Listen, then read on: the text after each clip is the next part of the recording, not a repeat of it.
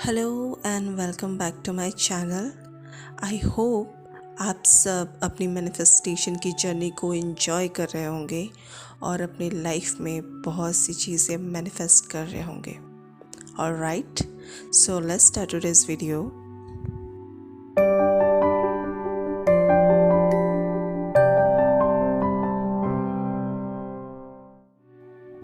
First of all sorry, I was very busy these days, जिसकी वजह से मैं वीडियोस अपलोड नहीं कर पा रही थी। And you have notice that some change in my voice.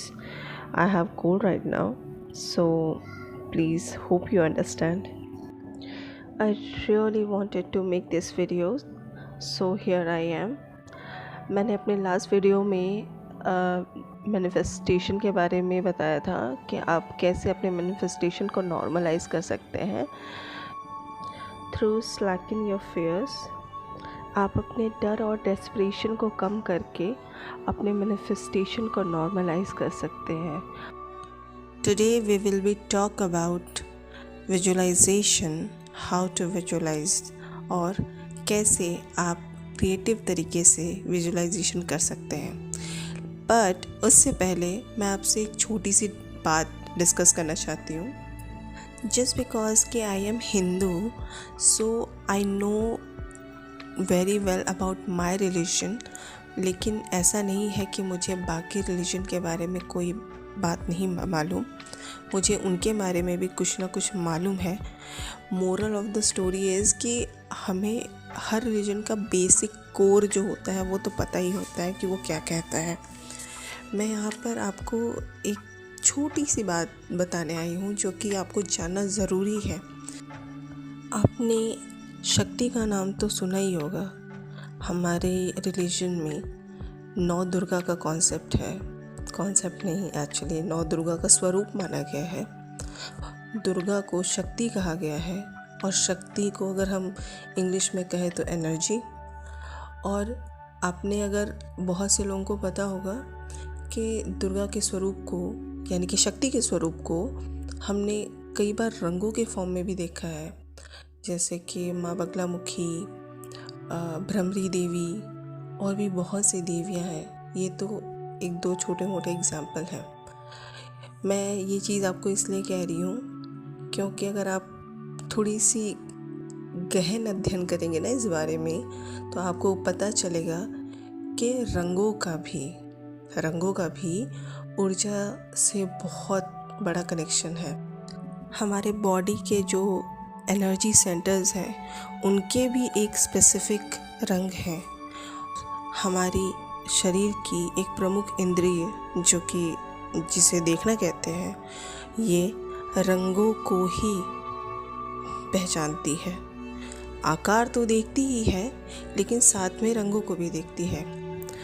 अगर आप में से किसी ने भी दर्शन पढ़ा होगा, भारतीय दर्शन के बारे में, तो उसमें एक षड दर्शन आता है, जिसमें से एक होता है सांख्य दर्शन, जिसमें प्रकृति और पुरुष का कॉन्सेप्ट बताया गया है, जिसमें प्रकृति को गतिशील कहा गया है और पुरुष को चैतन्य कहा गया है। वो चैतन्य क्या है? वो एक ऊर्जा है। वो वही ऊर्जा है जो आप में, हम में, सभी चीज़ों में बसी हुई है। और वो प्रकृति वही है जो हमारे शरीर को बना रही है। वो गति करती रहती है।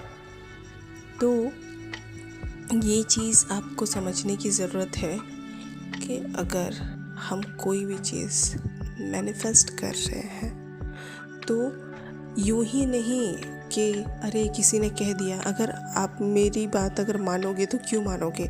आखिर क्यों मानोगे? जाहिर सी बात है, आप सामने से आके मुझसे क्वेश्चन करोगे कि भाई मैं आपकी बात क्यों मानूं? ऐसा क्या खास बता रही हैं आप, या हम तो नहीं जानते कि ऐसा कुछ भी होता है। तो माय डियर फ्रेंड्स, ऐसा इसलिए मैं कह रही हूँ क्योंकि ये चीज़ लिखी हुई है। सनातन धर्म, जहाँ तक आप लोगों को पता होगा, is not just a Hindu religion, this is a life style.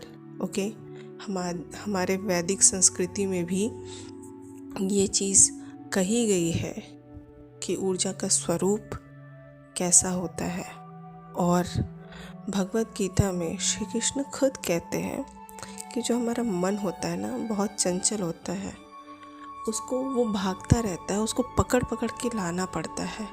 वो भागेगा, आप उसे पकड़ के लाओगे। अब यहाँ बात आती है कि जब आप विजुअलाइजेशन करते हैं, आपका मन कहाँ कहाँ भागता है और आप क्यों अच्छे से विजुअलाइजेशन नहीं कर पाते। आई एम श्योर यहाँ पे बहुत से लोगों को विजुअलाइजेशन के बारे में तो पता होगा, 110% पता ही होगा, और कुछ लोग अच्छे से करते भी होंगे। बट अक्सर हम विजुअलाइजेशन करते वक्त हमारे पास ये प्रॉब्लम आती है कि हम विजुअलाइजेशन कैसे करें, किस तरीके से करें, क्या तरीका होना चाहिए, और कलर्स दिखने चाहिए, बिल्कुल क्रिस्टल क्लियर इमेज होनी चाहिए। बहुत सारे ऐसे डाउट्स होते हैं। तो मैं अभी आपको ये कहती हूँ कि please don't think about Apple. बिल्कुल नहीं, सेब के बारे में आप मत सोचिएगा। नहीं, बिल्कुल नहीं। सोचा ना, सेब के बारे में सोचा ना आपने? देखा, ये बहुत इजी है, ये इतना ही इजी है। आपको जब भी विजुअलाइजेशन करना है ना, आप उस चीज़ को अपने दिमाग में लाइए। पहली बात, आप ये समझिए कि जब भी आप कोई इमेज अपने माइंड में क्रिएट करते हैं ना, तो वो क्रिएट करते वक्त ज़रूरी नहीं है कि वो इमेज आपको क्लियर ही दिखाई दे। शुरू में आपको कोई भी इमेज एकदम क्रिस्टल क्लियर HD फॉर्म में नहीं दिखाई देगा, बट उस चीज़ की आपको प्रैक्टिस करनी होगी बार बार, क्योंकि आपका सबकॉन्शियस रिपीटेशन से ही सीखता है। बुद्ध भी जब अपने उपदेश देते थे ना, तो उसको कई बार रिपीट करते थे। लोग बार बार चीज़ों को क्यों रिपीट करते हैं? सिर्फ इसलिए ताकि वो चीज़ आपके माइंड में इम्प्रिंट हो जाए, और जब कोई चीज़ आपके सबकॉन्शियस माइंड में इम्प्रिंट हो गई, चली गई, उसके बाद वो चीज़ ऑटोमेटिक या ऑटो मोड में चली जाती है। ठीक इसी तरह विजुअलाइजेशन भी काम करता है कि जब आप कोई इमेज, कोई सिनेरियो अपने दिमाग में बार लूप टू लूप आप इसको जब क्रिएट करते हो, चलाते हो, तो आपका सबकॉन्शियस उससे फेमिलियर होता है, और उसके बाद वो ऐसे सिनेरियो क्रिएट करता है, ऐसे सिचुएशन सर्कमस्टांसेस क्रिएट करता है जो आपकी मैनिफेस्टेशन के लिए ज़रूरी होती है।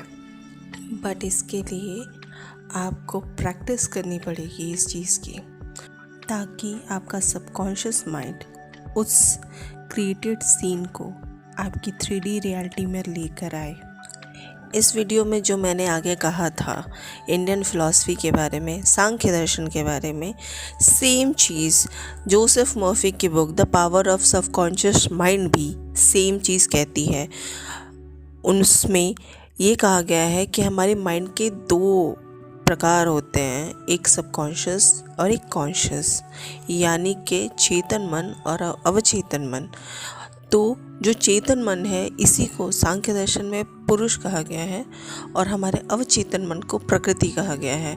ऐसा कहते हैं कि हमारा अवचेतन मन, जो हमारा सबकॉन्शियस माइंड है, वही हमारी लाइफ में सारी चीज़ें मैनिफेस्ट करके देता है, और हमारे ब्रेन का 90% वही होता है।